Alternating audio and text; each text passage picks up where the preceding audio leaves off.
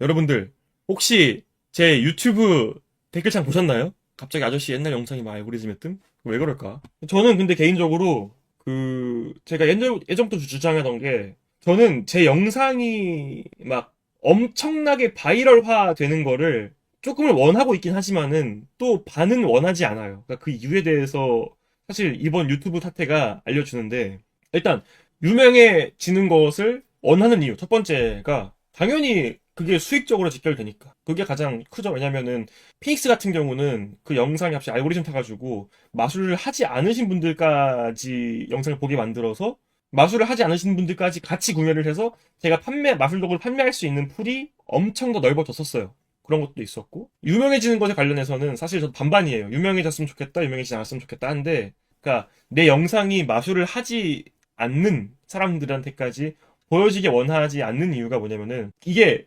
마술인들만 우리끼리만 보면 되는 영상을 마술을 하지 않는 사람들까지 봐버리게 되면은 댓글창이 그냥 말 그대로 창이 나버려요. 그냥 댓글 창이 돼버려요, 진짜. 제가 그거를 이번에 그 리뷰 관련해서 영상을 올리고 좀 많이 느꼈어요. 그거에 대해서 그쵸? 엉망진창이 돼버려요, 진짜로. 그거를 좀 여러분들 같이 보면서 댓글 좀 지우는 시간을 가져보도록 하겠습니다. 왜냐면은 제가 또 인신 공격을 별로 좋아하지 않기 때문에 이제 최근에 올린 영상이죠. 근데 요런 거 진짜 관상 하나 보고 안 산 마술인데 진짜 관상은 과학이다. 이제 요거는 요 요런 거는 우리가 좀 주의해야 할 필요가 있어요. 우리가 아무리 이 마술이 요 마술사님 관상이 나쁜 편은 아니에요. 제 생각에는 나쁜 편은 아니거든요. 예. 요런 거는 이제 그분이 이제 보고 기분 나빠할 수 있기 때문에 이런 거는 삭제하도록 하겠습니다. 예. 마술은 그동안 그냥 관행적으로 지켜온 건가요? 보통은 저작권이 있고 특허가 있고 그걸 어기면 금융치료 들어가는 것 때문에 못하는 건데 그런 게 없이 그냥 남의 렉처를 공개하고 카피해서 팔아도 법적으로 아무런 문제가 없는 네 관행적으로 마술사께 지켜온 건가요? 그럴 리가 없는데 그냥 원한자 끼고 변호사 대동해서 금융치료 빡세게 선물해 주시는 게 자본주의 사회의 기본 해법일 텐데요. 이런 거에 대해서 이런 댓글은 되게 좋아요. 왜냐면 이제 이런 거 같은 경우는 마술을 아마 하지 않으시는 분들이 들어오셔가지고 그냥 궁금해하시는 것이기 때문에 이제 이런 거 좀 이따 말씀드려볼게요. 근데 사실 엄청나게 심한 댓글이 있었는데 거기서 막 투기장이 벌어져가지고 싸우다가 그 사람이 댓글을 지웠어요. 근데 제가 그 댓글을 캡처한 게 있어요. 좀 이따 보여드릴게요. 말 좀 천천히 해주세요. 요거에 대해서도 말씀할 게 있는데 제가 옛날 영상 보게 되면은 말이 좀 느려요. 근데 제가 최근에 영상 안에서 말이 좀 빨라졌어요. 그 이유가 뭐냐 하면은 제가 제 영상 봤을 때 화면 컷이 막 갑자기 바뀌는 영상이 아니잖아요. 그냥 앉아가지고 말만 쭉 한 영상이기 때문에 자극적인 영상보다는 확실히 그 시청 지속률이 떨어져요. 이제 그러려면은 제 영상 안에서 다른 영상보다 더 경쟁력 있게 가져갈 수 있는 거는 말을 빠르게 하고 말의 높낮이를 다르게 해서 듣는 사람으로 하여금 간에 이 영상이 지루하지 않게 만드는 것이 제 목적이었기 때문에 예, 그래서 최근에 좀 말을 빠르게 하고 또 제가 이런 거 방금 말한 거지 또 제가 하면서 말을 멈춰요 끊어요 여기서 숨을 쉬어요 그 다음에 그 다음 주제를 말을 해요 이게 뭐냐 하면은 제가 생각하는 건 이렇습니다 라고 말을 다 끝내버리면은 그 사람이 그걸 듣고 나가버려요 근데 제가 하고 숨을 쉬어버리게 되면은 아니면 거기서 잠시 어떤 대화 주제를 생각하게 되면은 이 사람이 무슨 말을 하려고 했을까 때문에 더 뒤로 못 나가요 그래서 일부러 제가 문장을 말할 때 한 문장을 끊어서 말을 하지 않고 한 문장 하고 반 문장 간 다음에 또 그 뒤에 한 문장 반 문장 이렇게 말을 해요 보통. 예, 그거 영상 보시면 되게 재밌을 거예요 그런 것들. 그래서 제가 좀 말을 빠르게 하는 편입니다 영상에서. 뭐, 예, 그렇습니다. 그죠? 이제 이런 거 동료분들도 먹고 살아야지요. 이런 저격성 영상은 별로 보기 좋지 않습니다. 박수. 이제 이런 것들이 사실 요거는 지우면 안 돼요. 왜냐면은 그냥 어떤 의견 중에 하나이기 때문에. 하지만 댓글창이 보시면은 이제 투기장, 바로 투기장. 우리 재석이는 암세포도 먹고 살아야 하니까 항암 치료하면 안 되겠구나. 이제 요런 거 달려요. 자, 근데 이분은 딱 봐도 제 채널에서 댓글 2개밖에 안 다셨고요. 그러니까 일반 분이세요. 일반 분이시고 아마도 마술을 하지 않으신 분 같기 때문에 이제 요런 댓글 올린 것 같은데 요 앞에 거는 인정하지 못하는데 요 뒤에 거는 인정합니다. 솔직히 얘기해서 제가 저 리뷰 관련 영상을 올릴까 말까 고민을 되게 많이 한 이유가 뭐냐면은 결국에 내가 누군가를 저격하면은 무조건 업보로 돌아와요. 이거는 내가 욕먹을 것을 대출받아서 미리 땡겨 쓰는 기분이에요. 그러니까. 왜냐하면은 제가 저 영상에서 뱉었던 단어 하나하나, 문장 하나하나, 생각 하나하나를 결국에는 내가 인생을 살면서 한 번이라도 안 어길 수가 없어요. 카르마가 무조건 쌓여요. 내가 그리고 그거 한두 번이라도 어기는 순간 얘 옛날 영상에서 이렇게 말했었는데 왜 지금 이렇게 행동하지? 가 나와버려요. 그렇기 때문에 애초에 저격성 영상은 남을 위해서가 아니라 나를 위해서 원래 안 하는 게 더 좋아요.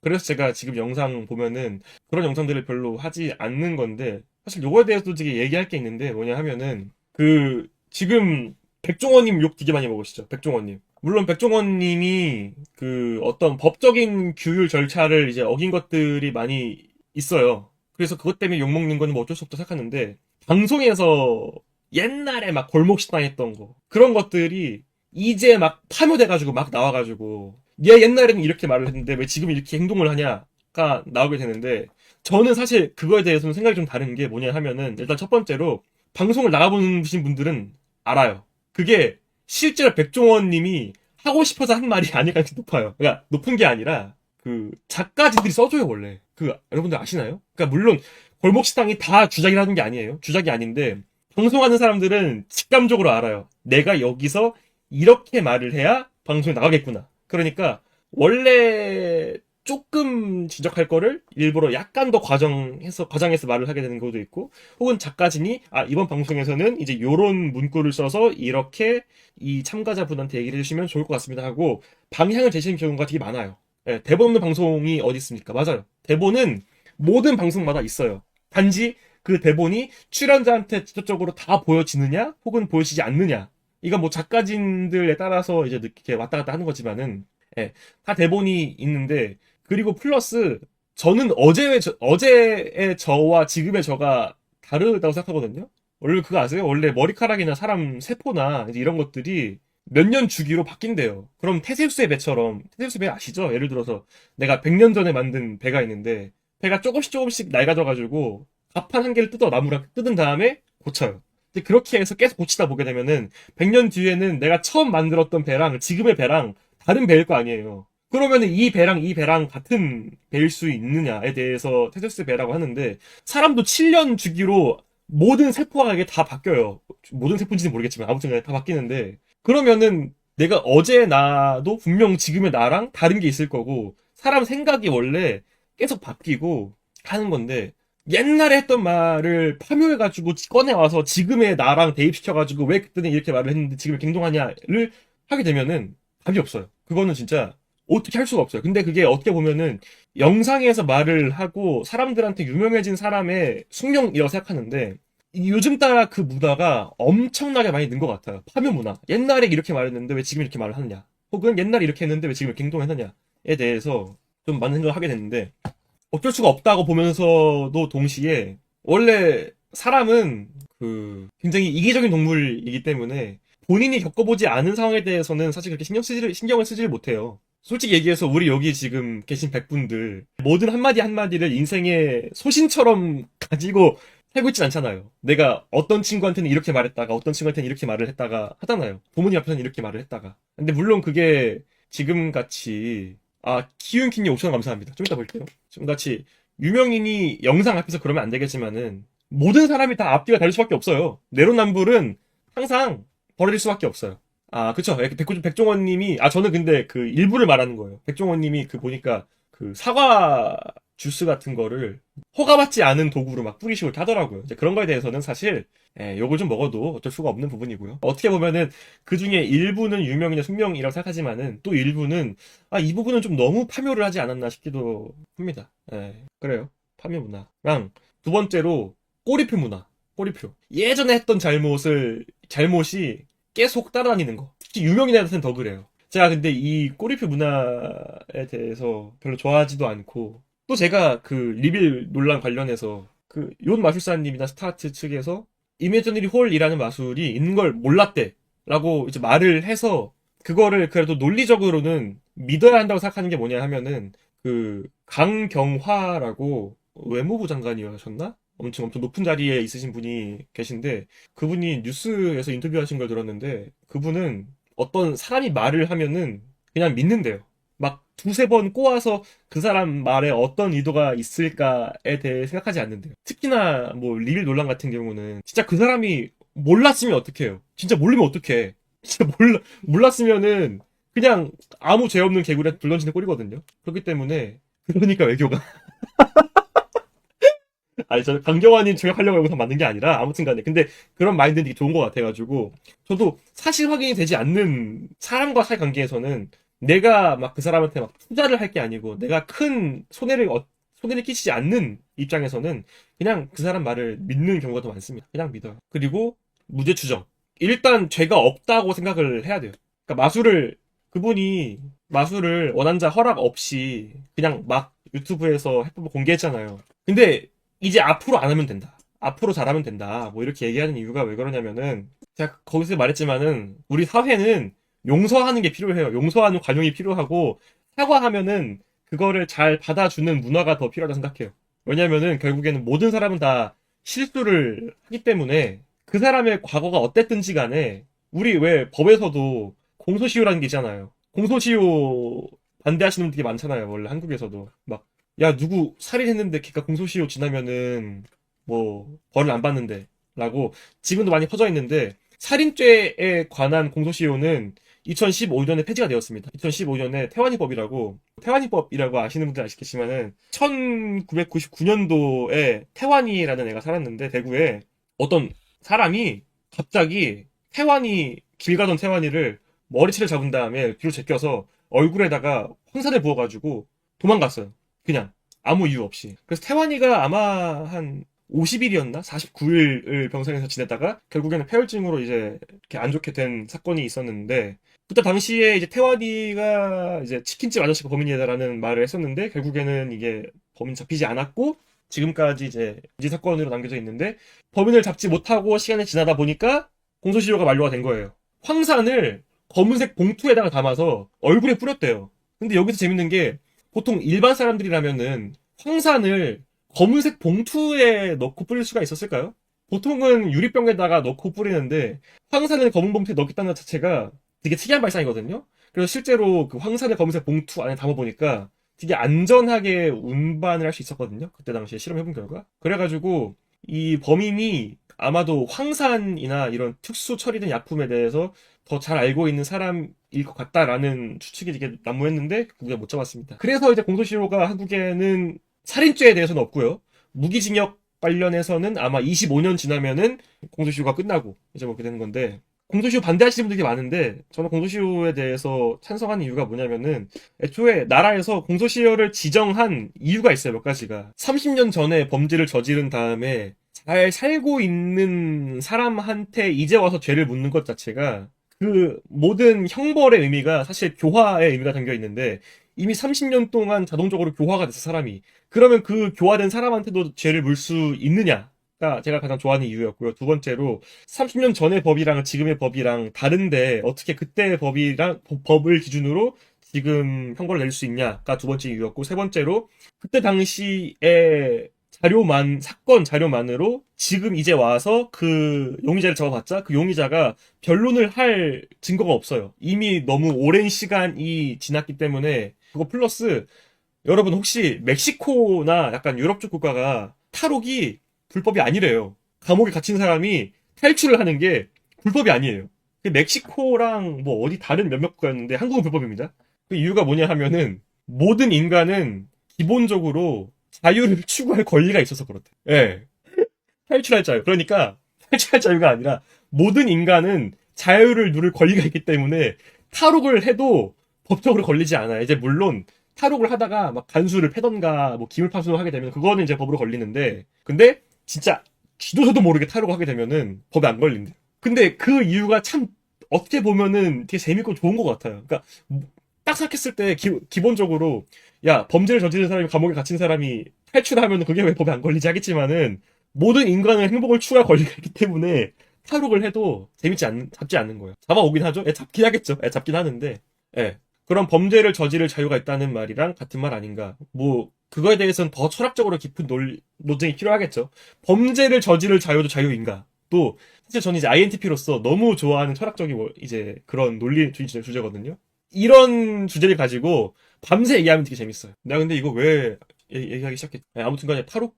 근데 이거 이 얘기를 내가 왜 여기까지 왔지? 그렇기 때문에 리빌도 이미 지난 일이에요. 하루가 지났든 뭐 일주일이 지났든 간에 이미 지난 일이기 때문에 아직까지도 막 그걸로 스타트를 욕하고 막 그런 박사님이 욕하고 하는 게 저는 사실 그렇게 찬성하는 입장은 아닙니다. 이미 지난 일이고 우리는 이제 용서를 해야 돼요. 그리고 또 궁금한 게 왜 우리가 용서를 해야 돼요? 우리한테 잘못한 건가요, 그게? 가끔씩 이제 유명인들이 뭐 실망을 끼쳐서 큰 사과를 드립니다 하면은 막 대중들이 용서를 하겠다 말다 이러는데 스타트랑 용마술사님이 용서를 구해야 할 것은 원한자 아닌가요?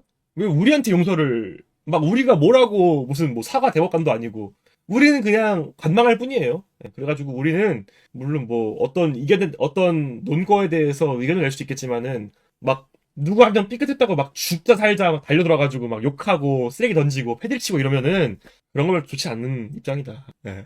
아까까지 용서해야 한다는 PH. 그러니까 봐봐 이런 게 말이 앞가지가 다른 거예요. 예. 그래서 그런 것도 있어요. 우리 그 법정에서 감형되는 이유 중 여러 가지 중에 하나가 진정한 반성을 하게 되면은 감형을 해줘요. 근데 여러분 진정한 반성이 뭘까요? 근데 이제 그 기준 중에 판사한테 반성문을 몇 장 제출했냐 또 제가 알기로는 감형의 기준이나 혹은 감형의 어떤 범위 안에 들어간 걸로 알고 있어요. 근데 생각해보면은 범죄자가 사과문을 써서 제출해야 할 것은 판사가 아니라 피해자거든요? 근데 보면은 어떻게든 간에 아득바득 감형받으려고 판사한테만 반성문을 제출하고 피해자한테는 반성문을 제출하지 않는 경우가 되게 많아요. 예. 그래서 반성문 대필 써주는 업체도 있어요. 진짜야. 그 법정에서 반성문 그 감형 전문해가지고 반성문 대필 업체가 따로 있습니다. 탄원서 대필 이런 거. 월 5만 원에 해줘요. 이런 거. 탄원서 제출해주고. 봐봐요. 제가 말 주변이 부족해서 아들이 형을 받고 항소했습니다. 탄원서를 제출하면은 도움된다길래 대필을 부탁드리려고 합니다. 아무튼 간에 그런 것들이 있어요. 반성문을 판사한테 제출해가지고 감형받는 경우가 있는데 가끔씩 이게 맞나 싶어요. 피해자한테 반성문을 줘야지 왜 판사한테 주지? 이런 생각이 들긴 하고 내가 근데 왜 이런 얘기 하고 있지? 그러니까 이제 제가 그 리빌 유튜브 영상 달린 건데 마술이고 뭐고 아무것도 모르는 입장에서 어쩌라는 건지 모르겠음. 양심 없는 사람 세상에 널렸음. 양심 팔 정도의 사정과 사람들과 기업들이 없는 게 이상하지. 좀 차분히 정리해서 말하든지 말 개빠르고 듣기 불편하게 불평하면 하는데 그냥 관례가 그래서 이래야 된 밖에 없음. 법적인 이야기로 확실하게 잘못을 따지든지 뭐 해가지고 돈을 버는 게 목적인 회사한테 양심 차리라고 하는 게 참 세상 물정 모르는 애처럼 보여요. 마술기가 좁고 명령력이 없어서 법적으로 해결이 안 된다. 좋지 않고 그냥 퍼졌으니 이런 일도 일어나는 거지. 본인도 마술판이 제대로 마련되지 않은 걸 알면서도 재밌어서 내가 개척하고 싶어서도 하는 건데 찡찡대지 말고 앞으로 이런 일이 일어나지 않을 방법을 찾아야 될 것 같은데요. 사람 탓, 기업 탓 보기 좋지 않네요. 해가지고 이게 댓글창이 막 서로 이 안녕 이분이랑 뭐 마술계 여러 사람들이랑 싸우는 거야 댓글창에서. 그래서 이제 요거에 대해서도 사실 얘기를 할 게 있는데 일단 저는 여기서 제가 인정하는 부분이 있고 인정하지 않는 부분이 게 있는데 예를 들어 첫 번째로 마술이고 뭐고 아무것도 모르는 입장에서 어쩌라는 건지 모르겠음. 뭐 이거는 뭐 됐고요. 첫 번째로 마술이고 뭐고 아무것도 모르는 입장에서 어쩌라는 건지 모르겠음. 제가 이제 요런 댓글을 읽고 제가 어떻게 생각하냐면은 내가 함부로 말을 꺼내더라도 좀 부드럽게 돌려서 말을 해야지 이런 생각이 들어요. 왜 그러냐면은 그래가지고 그러니까 모르면 입 닫아라 이런 말은 아니지만은 돌려서 말했으면 좋지 않을까 생각이 들고 두 번째로 양심 없는 사람 세상에 널렸음. 양심을 팔 정도의 사정과 사람들과 기업들이 없는 게 이상하지. 요거는 솔직히 명분입니다. 저 요거에 대해서 되게 많이 생각을 해요.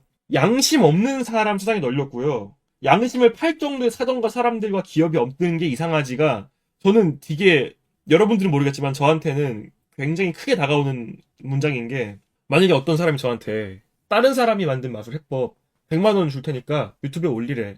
제가 하겠습니까? 뭐 1000만 원 줄 테니까 올리래. 제가 뭐 돈이 없어가지고 올리겠습니까? 1억 주겠대. 올리래. 제가 그거 1억 받아가지고 유튜브에 올려가지고 제 이미지랑 교환 싸움 나는 건데 그러면은 제가 지금까지 마술계에서 쌓아온 이미지랑 1억이랑 내가 바꿀 교환이 안 되거든요. 저는 솔직히 말해서. 근데 갑자기 나한테 100억 주겠대. 해법 올리래. 그러면 솔직히 얘기해서 저도 100억 받고 마술 해법 하나 올리고 평생 행복하게 살 수 있지 않을까요? 가끔씩 그런 생각이 들어요. 저도. 가끔씩은. 그러면 저는 여기서 또 그러면 내 양심이랑 이런 논거의 기준이 돈에 의해서 좌지우지 되는 거면은 예. 그리고 여러분들도 마찬가지일 거예요. 100억 줄 테니까 뭐 사회적으로 법적으로 뭐 이거는 근데 법적인 문제가 아니니까 굉장히 질타받을 만한 행동을 한번 하래. 그러면은 안 하기가 힘들지 않을까요? 그럼 결국에 도덕이랑 나의 행동의 기준은 돈에 조금 달려있는 것인데, 이제 어려운 문제인 것 같아요. 근데 굉장히 불편한 진실인 부분을 이분이 굉장히 잘 꼬집었어요. 근데 요거는 맞긴 해, 솔직히 얘기해서. 그러니까 양심을 팔 정도의 사정과 사람들과 기업이 없는 게 이상한 게 맞긴 해요, 솔직히 얘기해서. 글을 좀 뾰족하게 썼을 뿐이지 제 생각에는 맞는 말인 것 같아요. 그래서 제가 되게 좋아하는 문장이 있는데, 오늘 만화책에서 본 문장인데, 제가 리빌 관련해서 비판할 때도 굉장히 오랜 시간이 걸려서 비판한 게 뭐냐면은, 내 정의가 확실한 정의라고 스스로 판단하면 안 되거든요. 그러니까 내가 생각하는 정의랑 남이 생각하는 정의랑 달라요.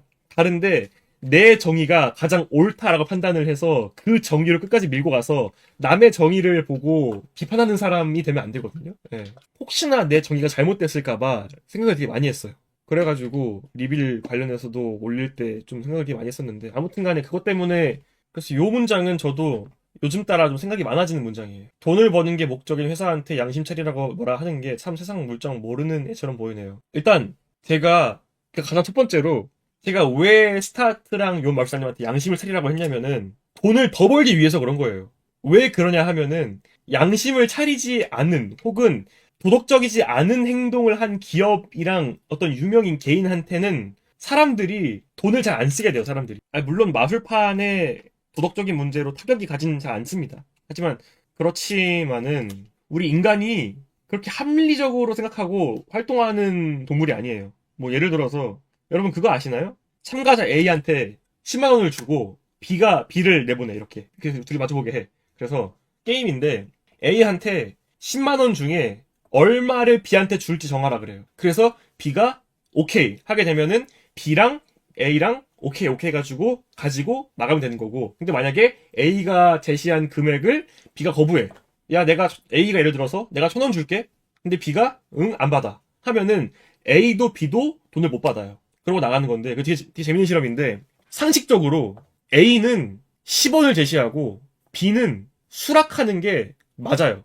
왜 그러냐 하면은, 맞아, 1원만 주는 게 맞아, 사실상. 왜 그러냐 하면은, 그러니까 B 입장에서 원래는 애초에 빵원이야. 원래는 애초에 없는 분이야. 근데 이 사람이 10원이라도 주겠대. 그러면 승낙을 하고 나가는 게 논리적으로는 맞아요. 그렇죠? B 입장에서는 얼마 받아도 이득이에요. 맞아요. 그래서, 근데 이 실험 결과가 제가 정확히 기억이 안 나는데, 제가 알기로는 둘 다 윈윈인데 A가 B한테 너 1,000원 가져 하게 되면은 B가 거절을 했대요.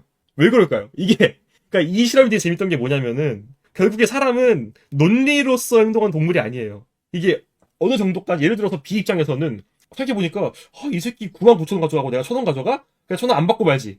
조까. 뻑큐 하고 이제 안 받아. 응, 안 받아. 안 받아. 자, 집어엎고 조까. 뻑큐 한 다음에 나가버리게 되는 경우가 되게 많단 말이에요. 생각해보면은 1,000원 받는 게 이득이잖아요. 이제 그런 식으로 생각해봤을 때, 이게 단편적으로 사람이 논리나 어떤 그런 것에 대해서 그쵸.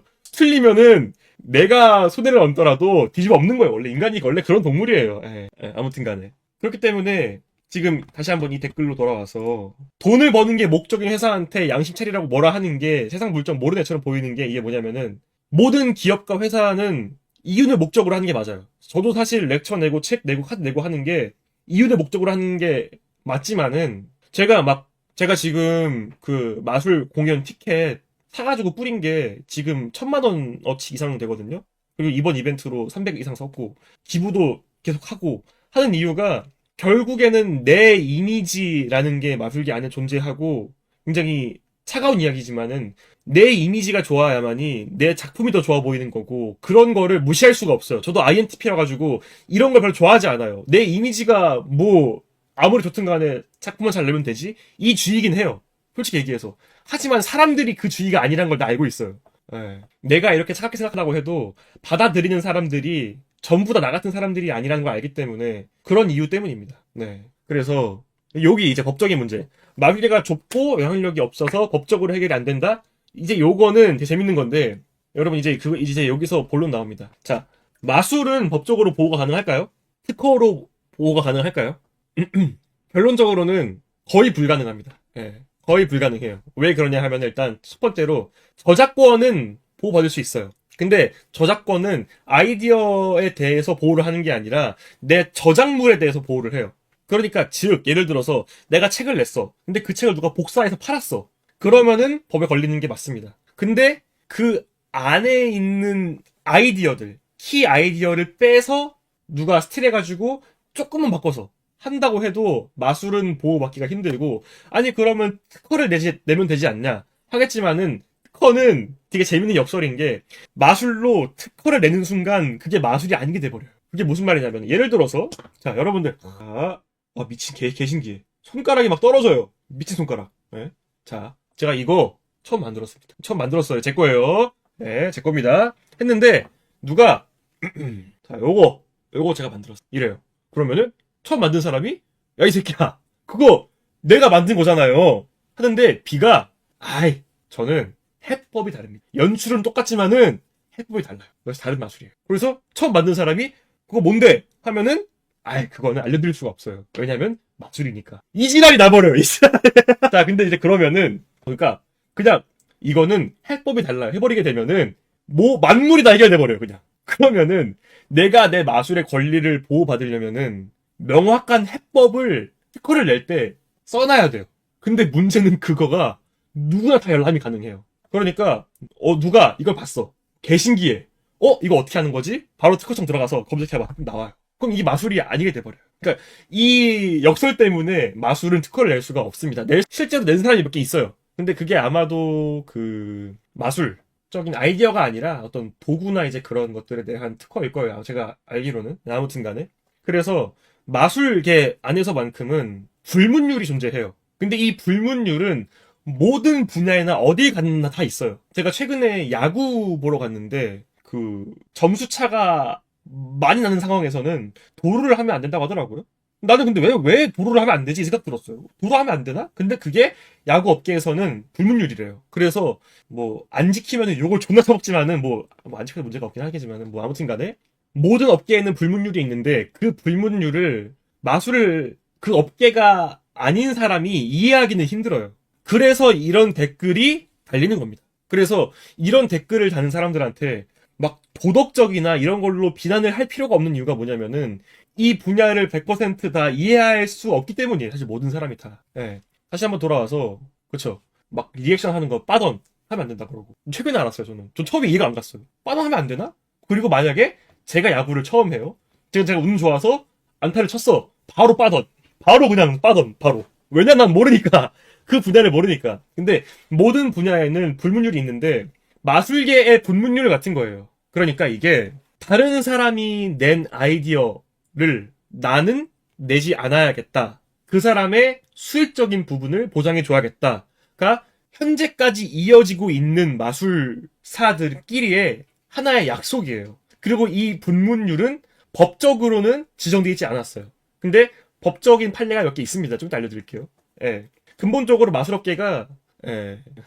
법적으로는 보호받을 수 없는 게 실상적인 마술계의 형태이고 지금까지 제가 현재 알고 있는 그러니까 뭐 해외에 벌어졌던 일들이나 제가 아는 입장으로서는 누가 누군가의 아이디어를 베껴서 그대로 내버리게 되면은 굉장히 수많은 질책과 함께 보이콧까지는 아니에요. 보이콧까지는 아니지만은 많은 사람들이 그거에 대해서 목소리를 내고 그 제품을 일부러 안 사고 그 마술사를 밀어내는 경우가 되게 많았어요. 제가 지금 마술계 안에 20년 넘게 있어본 결과 그런 경우가 되게 많았었고 원한자를 더 추켜 세워주고 원한자에 대한 크레딧을 더 보호해주고 더 둥가둥가 안아주는 것들이 더 많고 거의 다 그랬어요. 안 그런 경우는 못 봤습니다. 진짜로. 근데 물론 뭐 중국 쪽에서 그걸 다 쌩까고 하는 경우가 많긴 하지만은 좀 특이한 분야예요. 그러니까 약간 마술계는 아직 이 낭만이 살아있어요. 지금은 이제 중국 쪽에서 많은 카피 도구가 발생하고 지금 다 뒤져가고 있긴 하지만은 그럼에도 불구하고 진짜 크러쉬한 건 지키려고 해요. 예, 서로 상도덕이랑 리스펙이 좀 많이 필요한 분야기도 한데 제가 지금은 지워진 댓글인데 그런 것도 봤어요. 우리 뭐 페르월드 있잖아요. 닌텐도랑 페르월드 게임 업계처럼 뭐 로그라이프 같은 게임 같은 경우는 이게 뭐 암묵적으로 조금씩 이제 베끼더라도 이게 뭐 굳이 법정까지 찾아가서 막 서로 고소싸움 벌어지고 이러지 않지 않느냐. 그러니까 이게 업계의 성장을 위해서는 어느 정도까지는 암묵적으로 허용해줘야 한다라는 댓글이 있는데 실제 그게 마술계예요. 실제로 마술계 안에서는 암묵적으로 A랑 B랑 비슷해도 이게 충분히 다른 사상 혹은 다른 컨셉을 가지고 있다면은 다른 마술로 인지를 해줘요. 우리 마술계는. 굉장히 많은, 이거는 거의 다 그래요. 마술계 업계가. 다 그래요. 충분히 다른 컨셉을 가지고 있고 충분히 다른 가치관을 가지고 있는 마술이라면은 다른 마술로 인정을 해줘요. 마술계는. 이제 그런 게 굉장히 많이 있는데 뭐 예를 들어서 자 이제 여기서 무엇이 같은 마술이고 무엇이 다른 마술인지에 대한 이야기가 나옵니다. 카드 보이시죠? 카드 잘 넣겠습니다. 하나, 둘, 셋 하게 되면은 카드가 이제 완벽히 안에 사라지게 됩니다. 이제 요런 이제 제가 발매한 한 3년 전 발매했던 제 베스트셀러 블랙홀이라는 도구가 있습니다. 이제 요 마술의 원화는 베니싱 덱이라는 진짜 오래된 마술이거든요. 근데 베니싱 덱의 역사가 엄청나게 많아요. 진짜 예를 들어서 이거 아마 여기 계신 분들 중에서는 해법 모르시는 분들도 계실 거니까 제가 해법을 얘기하진 않겠지만은 키 해법이 있어요. 키 해법. 그러니까 예를 들어서 이 카드가 여기 안에 들어가서 사라진다. 오케이. 이게 어떤 중요한 키 해법이 있어요. 엄청 중요한. 자, 근데 원래 이런 형태의 키 해법은 거의 기원전부터 있었을 거예요. 진짜로. 왜냐면 너무나도 크루셜한, 너무나도 중요한 해법이기 때문에 물론 막 700년, 800년 전에는 이거를 카드로 하지 않았겠죠. 뭐 담배각이라던가 아니면 뭐 딴 걸로 했겠죠. 막 여러 가지 하다가 근데 누군가가 딱 처음으로 나 이거를 카드로 해야겠다 라는 아이디어를 낸 거예요. 그래서 그 사람이 카드로 만든 거예요. 한 200년, 100년 전에 카드로 만들었어요. 근데 그럼 그 사람은 일단 근데 예를 들어서 일주일 뒤에 누가 똑같은 해법 가지고 이거를 담배로 만들었어. 담배 케이스로 만들었어. 그러면은 두 개가 다른 마술일까요? 해법을 공유하는데 단지 어떤 사람은 카드로 하고 어떤 사람은 담배로 하는데 같은 마술일까요? 이게? 이게 다른 마술일까요? 마술계에서는 다른 마술로 봐줍니다. 그러니까 말 그대로 이거 색칠을 카드가 아니라 담배각으로 하게 되면은 새로운 마술로 쳐줘요. 마술계는. 예. 하지만 여기서 재밌는 게 있습니다. 내가 오늘 카드로 사라지는 걸 만들었는데 누가 일주일 뒤에 그걸 똑같이 해법을 가지고 담배로 만들어. 이러면은 다른 마술로 인정을 하지만은 이 사람이 좀 욕을 좀 먹어요. 이제 그런 이유가 있는데 왜 그러냐 하면은 마술은 두 가지입니다. 연출과 해법이 있습니다. 연출과 해법이 둘 다 새로우면은 새로운 마술이에요. 근데 연출은 같은데 해법이 다르던가 해법이 같은데 연출이 다르거나 해도 새로운 마술로 쳐줍니다. 마술계는. 우리 마술계 안에서는. 예. 그러니까 예를 들어서 뭐 이렇게 해서 손가락 잘리는 마술이죠. 이렇게. 예, 요거. 근데 이제 요걸 가지고 뭐 이렇게 해서 이렇게 해도 해법은 똑같죠? 뭐 딱 봐도 이제 뭐 이거 하는 건데 해법은 결국에는 이거죠. 예. 이렇게 하는 거. 하지만은 연출이 달라. 하나는 이게 반만 쪼개지는 거고 하나는 통째로 쪼개져요. 예, 그쵸? 그래서 연출이 다르기 때문에 다른 마술로 봐줘요. 우리 마술계에서는. 근데 베니싱 덱도 역사가 엄청나게 많은데 그 모든 역사를 보니까 마술사들끼리 서로서로 크레딧이나 퍼미션을 주고받지 않은 경우도 있습니다. 조금이라도 다르면은 다른 마술로 마술계는 쳐줍니다. 하지만은 상도덕이라는 게 있잖아요, 우리는. 그리고 엄청나게 크루셜, 새로운 연출은 보호해줘요. 그러니까 예를 들어서 이런 게 있어요. 한국에도 되게 유명한 사건이 있었습니다. 유명하진 않지만 더욱더 유명한가요? 혹시 여러분 토비아스 도스를 아시나요? 한국에서 케빈 체드라는 마술사님이 이런 마술을 냈어요. 보면은 어떤 액체 형태가 반지로 바뀌는 마술입니다. 연출을 좀 보여줘봐. 뭐 이런 식으로. 네. 아이씨. 아무튼간에 액체 형태의 무언가가 이렇게 늘어난 다음에 반지로 바뀌는 마술이거든요. 이 연출은 마술계의 그 전까지 흔한 연출이 아니었어요. 이 연출은 굉장히 특별한 연출이에요. 근데 이 리키파이라는 마술은 작년에 나왔고요. 밀키웨이라는 마술은 2년 전에 나왔어요.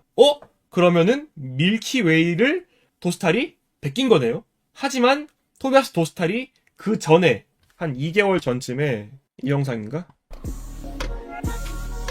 네.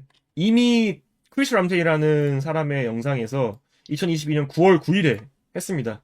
그리고 이제 밀키웨이라는 마술은 2022년 한 10월인가 11월쯤에 나왔을 거예요. 자, 이제 그럼 이제 여기서 우리는 판단을 해야 돼요. 이 액체가 반지로 바뀌는 마술은 굉장히 특이한 연출이란 말이에요. 그러니까 이 지구상에 뭐 60억의 인구가 있다고 해도 한 사람의 뇌에서만 나올 수 있는 아이디어인 것 같아, 뭔가. 이거는 좀 특별한 아이디어야. 근데 2022년 9월 9일에 토비아스 도스탈이 영상에서 한 거를 누가 한국에서 2022년 11월에 제품으로 발매를 해버렸어. 이제 토비아스 도스탈이 2024년도에 발매를 했고. 자, 그러면 이제 이런 경우는 어떻게 되는 거죠? 밀키웨이를 발매한 마술사가 토비아스 도스탈 영상을 보고 베낀 다음에 렉처를 낸 건가요? 알 수가 없어요. 저 액체에서 반지로 바뀌는 마술이 제 입장에서는 굉장히 새로운 연출이거든요. 굉장히 새로운 연출인데 2022년 9월 9일에 토비아스 도스탈이 그 연출을 유튜브에서 했고 공교롭게도 1개월, 2개월 뒤에 그게 어떤 사람이 똑같은 연출을 해서 제품으로 발매를 해버렸어요. 근데 제가 알기로는 이걸 밀키웨이를 발매한 마술사가 이 마술을 토비아스 도스탈이 2022년 9월 9일에 이걸 하는 거를 본 적이 없대요. 본 적이 없다고 합니다. 그럼 이제 여기서 우리는 어떻게 해야 될까요? 저는 맨 처음 말했던 대로 누가 어떤 말을 하면은 그 말을 믿어야 한다 주의입니다. 그래서 저는 토비아스 도스탈 영상을 보지 않고 그냥 우연히 같은 아이디어가 나온 거라고 믿고 있고요. 그리고 이 밀키웨이를 낸 마술사는 그 이후나 그 이전 작품에서도 뭐 퍼미션을 받을 거였으면은 확실히 받고 발매를 했고요. 그 이후에도 아무런 문제 없이 활동을 했습니다. 그래서 이제 제 논리적으로도 제 감정적으로도 진짜 우연히 나왔을 수도 있구나 라고 생각을 합니다. 근데 아무튼 간에 뭐 이런 예시를 들었을 때 이런 퍼미션 문제가 있는 경우도 있고 해외에 진짜 제 거를 그냥 그대로 베껴다가 낸 사람도 있어요. 근데 그게 우연히도 내 아이디어랑 다른 사람 아이디어랑 겹친 거다라고 말을 할 수 없는 게 제가 그 친구한테 DM으로 보냈어요. 그 영상을. 걔가 발매하기 전에. 그러니까 내가 그 친구한테 DM으로 이 아이디어 어때? 해서 보냈는데 그 친구가 그거를 발매를 해버린 거예요. 예. 백지 카드가 서서히 바뀌는 마술이 있었어. 필리아 3에. 그거를 필리아가 발매되고 한 2, 3년 뒤에 또 자기는 알아서 발매를 한 거예요. 근데 제가 어떻게 했을 것 같아요? 여러분들? 아니, 겹치는 경우는 엉망이 있는데 이건 겹치는 문제가 아니라 내가 걔한테 내 아이디어 어때라고 DM을 줬어요. 그 영상을 주고. 예, 아무튼간. 제가 어떻게 했을 것 같습니까? 예, 그냥 내버려뒀습니다. 내버려뒀어요. 멱살 잡지도 않고요. 예. 내버려두는 이유가 사실 여러 가지가 있는데, 일단 첫 번째로, 저는 퍼미션에 대해서 민감하게 반응하지 않아요. 일단 애초에. 그러니까, 다른 사람 퍼미션 갖다가 내 거처럼 만드는 게 아니라, 내 마술의 퍼미션에 대해서 거의 오픈시켜놔요, 그냥. 그러니까, 어떤 마술사가, 야, PH야, 나 이번에 뭐 낼 건데 이거 넣어도 돼? 라고 물어보면은 저는 거절한 적 거의 없어요. 제 아이디어라도 그냥 다 갖다 쓰라 그래요. 싹 다 그냥 뿌려요, 아이디어. 그러니까 이제 지금 현재 상품으로 판매하고 있는 것을 기준으로 발매 안 한 건 당연히 안 주죠. 그러니까 지금 안 팔리고 있는 건 안 주는데 발매한 거 기준으로 지금 팔리고 있는 거는 그냥 뿌려요. 그냥 다 갖다 쓰라 그래요, 그냥. 저는 오픈소스예요, 진짜. 왜 그러냐 하면은 저도 이게 다 제 머리에서 나온 게 아니에요. 저도 다른 마술사가 만든 거 보고 배우고 거기서 딥러닝을 통해서 내 걸로 만들어서 이렇게 또 다른 사람 거 잡아서 끌어오고 다 합쳐가지고 이 형태에서 만들어진 게 뭐 리모스고 뭐 블랙홀이고 한 거기 때문에 나는 이렇게 다른 사람한테 인사이트 많이 얻어놓고 내 인사이트를 받으면 안 된다고 생각하거든요.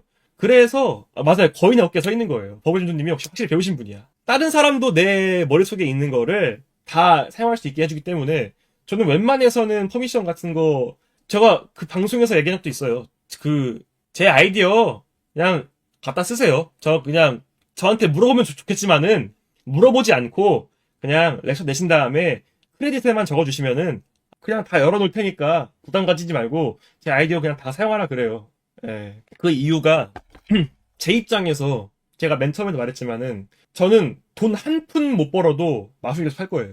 근데, 렉처나 책을 쓰는 이유는 수익을 위해서예요. 진짜로. 수익을 위해서거든요. 근데 내 아이디어를 남이 가져가서 또 발매한다고 해도 내 수익은 그렇게 타격이 안 입어요.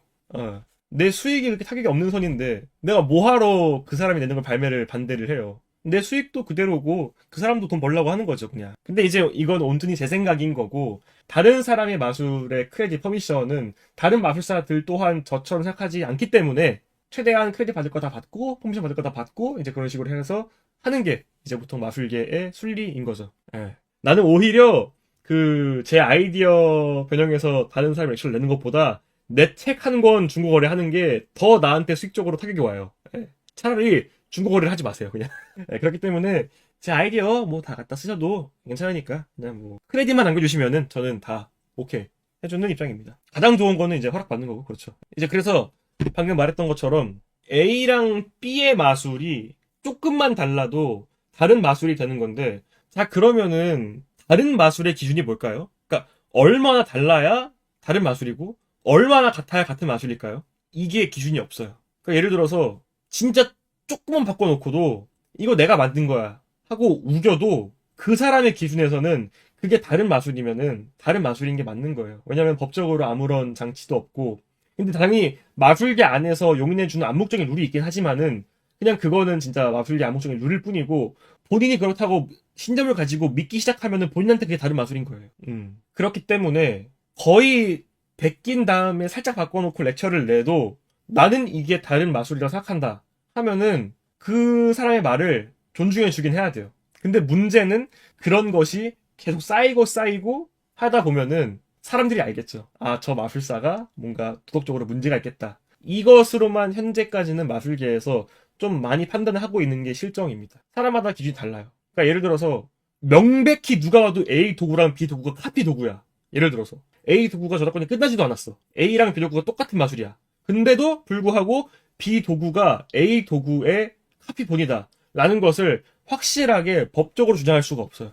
야, 이거 A가 만든 마술인데 너 왜 이거 똑같이 따라서 내냐? 하면은 이게 왜 A가 만든 오리지널 마술인지를 증명하라 하게 되면은 없어요. 진짜 뭐 어떻게 할 수가 없어요. 진짜 아닐까요? 근데 왜냐면은 마술이라는 게 진짜 이것저것 여기서 떼와서 하나를 만든 거기 때문에 내가 다르다고 생각하면은 다른 게 맞아요. 특허 같은 거 신청 못하나요? 예, 못합니다. 그 이유는 제가 초반에 말했는데 제가 하는 말의 의미를 여러분들 다 아실 거예요. 다만 그 법적으로 소송을 해서 이긴 적은 한 번 있어요. 그게 뭐였냐면은 펜앤텔러라는 마술사가 있는데 텔러라는 마술사가 그림자 마술이 있어요. 예, 그림자 마술 보여드릴까요? 바로 이 마술입니다. 예? 오케이. 좀 조금만 보여드릴게요. 대충 이렇게 칼로 여기를 이렇게 하게 되면은 꽃이 떨어집니다. 저거는 발매가 안 된 마술이에요. 텔러는 공연하는 사람 입장이기 때문에 보통 공연만 주장창 하시는 분들이 제품 발매를 안 해요. 이제 그래서 저거는 이제 발매를 하지 않은 마술인데 어떤 마술사가 저거 꽃병이랑 꽃이랑 이렇게 도구를 판매하기 시작한 거야. 예. 이제 여기서 텔러가 고소를 합니다. 근데 어떻게 고소를 했냐면은 제가 그 정확히 법적인 용어를 모르기 때문에 제가 100% 똑같진 않겠지만은 이 마술에 해법이 같다로 고소한 게 아니고 그래 이 마술에 연출이 같다라는 느낌으로 고소를 한 거예요. 그러니까 뭐냐면은 나는 이 그림자를 통해서 꽃이 떨어지는 형태의 예술 작품을 만들었는데 이 예술 작품을 얘가 베꼈다라고 해서 고소를 한 느낌의 내용인 거예요. 그래서 그게 그 법정에서 오케이 해줘가지고 6억인가 아마 받았을 거예요. 예. 그러니까 그런 식으로 어떤 예술 작품으로서의 인정 혹은 연출로서의 인정. 근데 이게 100% 똑같은 이게 근데 법적인 용어이기 때문에 또 제가 다르게 알 수도 있습니다. 근데 제가 알기로는 이게 마술 해법이 같다가 아니라 어떤 연출적인 면으로 보호를 받은 걸로 알고 있어. 근데 이거 같은 경우는 굉장히 어려운 일입니다. 어려운 일이 왜 그러냐 하면은 솔직히 얘기해서 마술 역사가 몇천 년 넘는데 그림자를 통해서 어떤 물체를 움직인다 라는 아이디어가 텔러가 처음 낸 걸까요? 분명 책 뒤져보면은 그림자를 통해서 뭔가를 움직이는 마술은 있었어요. 근데 텔러는 그걸 좀 더 예술적으로 뭐 캠퍼스를 대고 꽃을 두고 칼을 해가지고 조지니까 꽃이 떨어지는 아름다운 마스터피스를 만들어낸 겁니다. 자, 그렇다면은 그 전에 그림자를 통해서 뭔가를 움직이는 연출이 있었지만은 이렇게 사람의 마음을 몽글하게 하는 눈물 짓게 하는 이런 아름다운 연출은 작품으로서 인정을 받을 수 있겠다라고 해가지고 뭐 근데 사실 좀 내피셜이에요. 네, 그런 거 아닐까요? 네, 그런 거 아닐까요? 라고 하겠지만은 그런 식으로 어떤 예술적인 작품으로서의 보호를 받게 되면은 보호를 받을 수 있긴 하지만은 좀 운이 좋은 케이스이기도 하고 또 텔러가 좀 유명하기도 하고 그래서 승소를 했습니다. 네. 근데 아시다시피 모든 마술이 다 저렇게 보호를 받을 수 없고요. 텔러의 경우에도 그림자로 어떤 물체를 움직인다라는 것은 뭐 오리지널이 아니겠죠. 하지만 그거를 가지고 본인 것으로 만들었어요. 네. 그럼 이제 여기서 내 것과 내 것이 아닌 것의 기준은 또 무엇인가? 끝이 없어요. 답이 없어요. 그러니까 즉 마술사 개개인의 철학이랑 양심이랑 일관성에 달려있는 문제인 거일 수도 있어요. 이 문제에 대해서는. 예. 운이 좋은 케이스이기도 하고. 네, 그래서 그 많은 분들이 마술기 안에 있는 저작권에 대해서 되게 많이 물어보시는데, 제가 아는 선에서는 그런 여러분들이 알고 있는 저작권 소송 이런 게 거의 벌어지지 않습니다. 거의 없어요. 텔러가 좀 유명한 입장이요. 우리끼리 이렇게 잘 해주고 하고, 솔직히 저도 퍼미션이랑 크레딧 진짜 많아요, 진짜. 예를 들어서 그 가위 찌른 남자에 나오는 카드 사라지게 하는 마술이 있어요. 근데 그게 토니창이 한 15년 전에 100권 한정판으로 낸 마술의 연출 중에 하나의 어떤 키 해법이랑 똑같았어요. 그 제가 토니창의 납시노트라는 책을 번역했는데 그 책을 판권을 사서 딱 읽어봤는데 내 아이디어랑 겹치는 거야. 근데 내 아이디어는 이 책 이후에 나왔어요. 그래가지고 그거 보자마자 바로 어떻게 하겠어요. 마술계에서 커미션이나 크레딧이 겹쳤는데 모르고 내버렸어. 첫 번째 1법칙 도계자를 박으세요. 사과를 하세요. 그러면은 정말로 진짜 웬만해서는 모든 마술사가 다 용인해줘요. 왜냐하면 마술사끼리도 이게 전부 다 알 수 없다는 걸 알아요. 여러분들 하루에 나오는 렉처랑 책이 몇 개인지 아세요? 하루에 10개 나와요. 10개에서 20개 나와요. 하루에. 1년이면은 거의 몇 개야? 전부 다 보고 전부 다 알 수가 없어요. 그렇기 때문에 내 마술 내가 어떤 렉처를 냈는데 이거 누구 거랑 같은 것 같아. 알게 되는 순간 바로 원한자한테 연락을 취해서 사실대로 이거 네 거랑 같은 것 같아. 미안해. 이렇게 하면은 제가 지금까지 살면서 거의 90 몇 퍼센트 아무튼 간에 진짜 웬만한 모든 마술사들이 다 뭐 그런 거 가지고 오케이 가져가 그만 임마 뭐 그런 거 가지고 남자가 울어 임마 야 그거 가지고 한잔 해 임마 하고 그냥 줘요. 그리고 저 또한 나는 그냥 다 퍼줘. 그냥 다 써 내 거 그냥. 특히나 이런 분에 대해서 다니다 올티즈 최고입니다. 특히 스페인 쪽 마술사들이 이런 거에 대해서 그냥 아유 뭐 그런 거 가지고 그래 임마 친구야 렉처 내. 다 용인해줘요. 다 승인해주고 우리 마술사들이 낭만이 넘쳐요. 뭐 그 렉처 베낀 거 가지고 하나하나 가지고 따지지 않아요. 그러니까 이게 심각한 문제로 변질되기 전에 사과를 하고 인정을 해주면은 우리 모두가 다 뭐라 하지 않아요. 진짜로 정말로 그래요. 저도 진짜 그래가지고 예를 들어서 맞다. 그 척에 나오는 마술 중에 척에에서 오른쪽 카드가 사라지는 마술이 이제 저는 이거는 아마도 이제 오래된 마술이겠지 해가지고 그냥 냈었는데 아르카나 쪽에서 연락이 온 거예요. 이거 어느 마술사가 옛날에 자기 무대에서 한 마술이다 했는데 듣자마자 아르카나 쪽에서 이제 연락을 받아가지고 그 마술사한테 바로 너무 한국 마술사예요. 너무 죄송합니다. 제가 이걸 몰라가지고 이렇게 썼습니다. 그래서 지금이라도 혹시 허락을 받아도 될까요? 했는데 너무나도 제가 그 영상 혹시 보여드릴게요.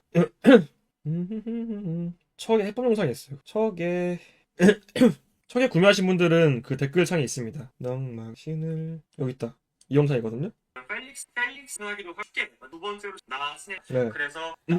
그래서 나세신 마술사님한테 이제 연락을 보내가지고 허락을 받았고 그 뒤에 되게 재밌는 일이 있었는데 그 나세진 마술사님이 되게 젠틀하신 분이세요. 되게 착하신 분이고 너무 좋으신 분인데 나세진 마술사님 얼굴을 잘 모르는 거예요. 근데 이제 그러다가 빔프였나? 제가 빔프에서 게스트로 활동을 할 때였는데 제가 빔프 이제 게스트로 활동한 다음에 뭐 이렇게 딱 내려왔는데 누가 이렇게 영상을 찍고 있는 거예요 저한테. 그래가지고 마술 관련 유튜버 분이시구나 해가지고 유튜버 분이세요? 하니까 저 나세진 마술사인데 하는 거예요. 그래가지고 죄송합니다.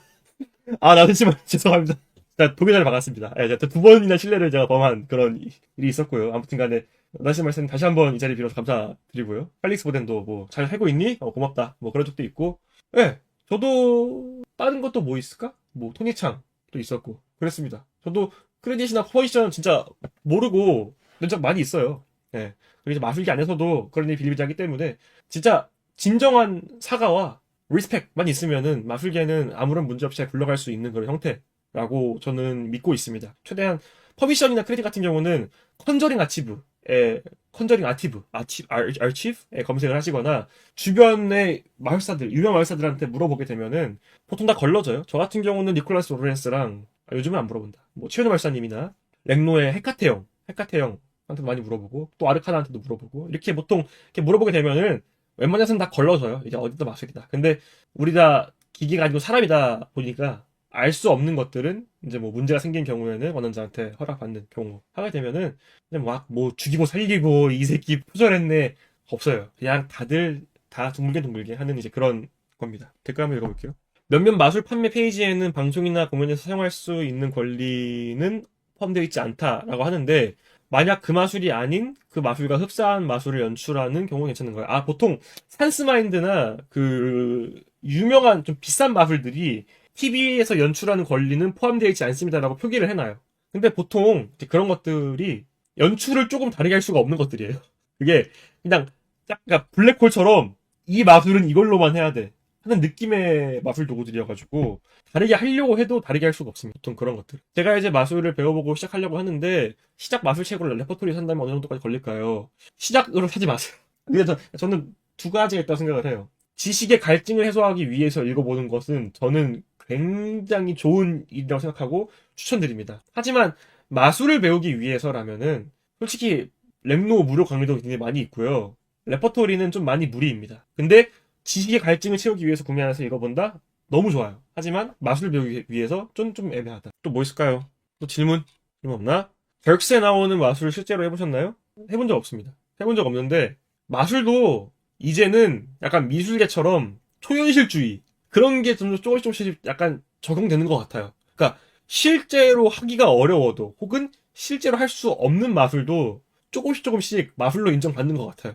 제 생각에는 거의 10년 전부터 그러고 있습니다. 마술 2년 차인데 리모스 어떤가요? 리모스는 하려고 노력하면 할 수 있습니다. 기술적으로 어려운 게 아니라 이게 핸들링적으로 미세한 디테일 부분들이 어려운 거여서. 예, 예. 하울링 vs 레퍼토리 뭐를 추천하시나요? 객관적으로 두 개가 한국이 너무 달라요. 하울링은 멘탈이고 레퍼토리는 카드 멘탈 좀 부르기 때문에 뭐 마술 처음 해보시면은 저는 레퍼토리, 근데 멘탈 좋아하시면은 하울링. 우선 종이를 열어보면 우산 모양 틀 카드, 바늘 카드, 달고나 반죽 카드가 들어있습니다. 먼저 우산 모양 틀 카드를 꺼내서 반죽을 찍어주면 반죽에 우산 모양이 찍히게 됩니다.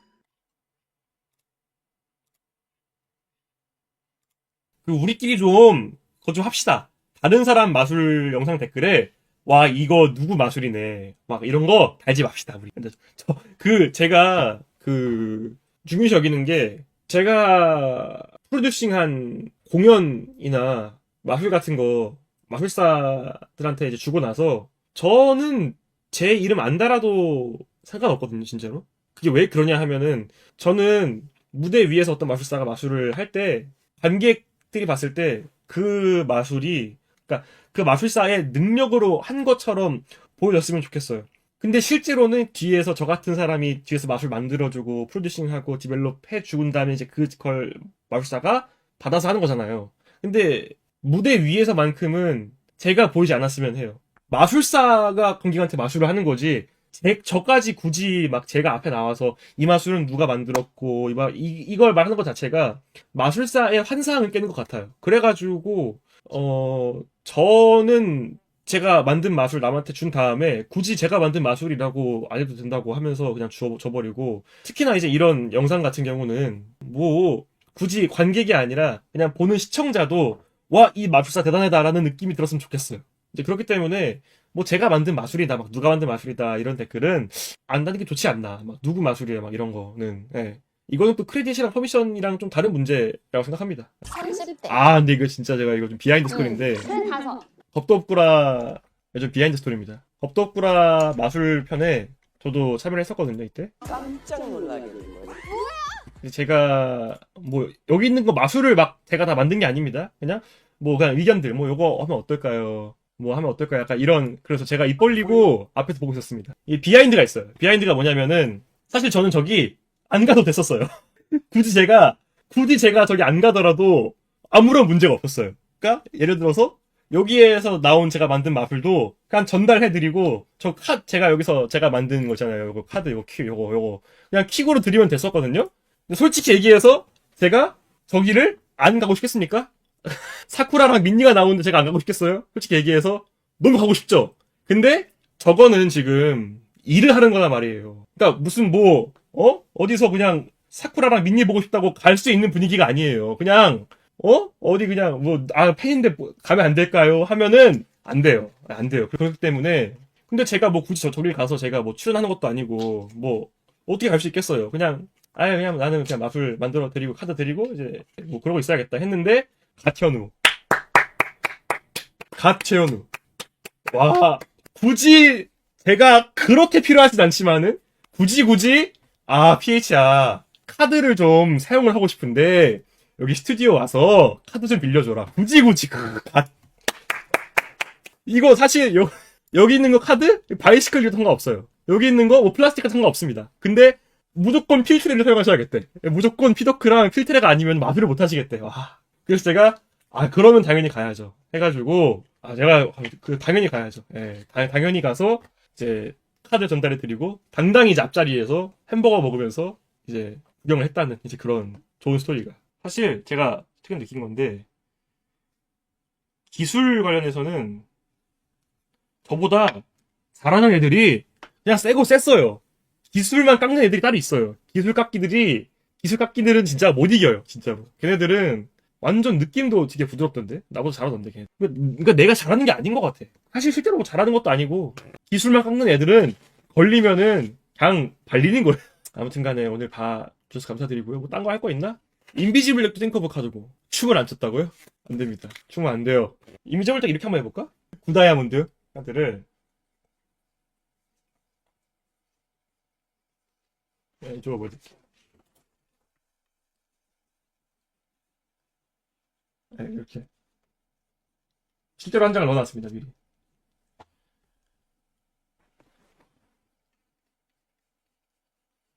네, 다이아몬드.